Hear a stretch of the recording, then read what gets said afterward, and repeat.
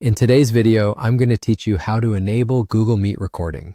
This is a handy feature that can help you capture important information during your virtual meetings, making sure you have everything documented for later reference.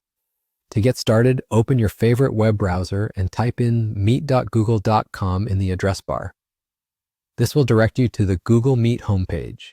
Once there, you have a couple of options. You can either start an instant meeting by selecting the corresponding button, or if you already have a meeting scheduled, simply click on it to join.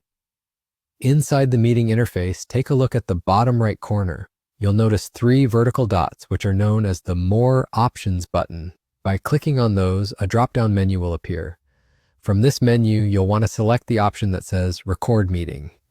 At this stage, Google Meet might prompt you to confirm your decision to record.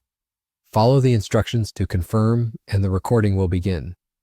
Remember, transparency is key, so it's crucial to let all participants know they're being recorded. This ensures everyone is on the same page and has given their consent. Now, it's important to note that the recording feature is not available to just anyone. It is reserved for Google Workspace users who have eligible accounts.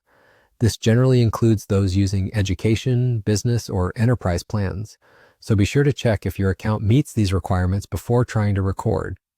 After your meeting has concluded and you've stopped the recording, you might be wondering where you can find this recorded session.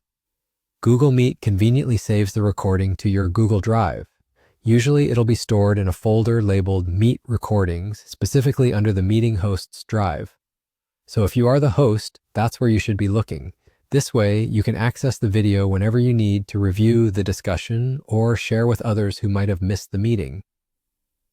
By following these steps, you'll have effectively recorded your Google Meet session, preserving it for any future needs.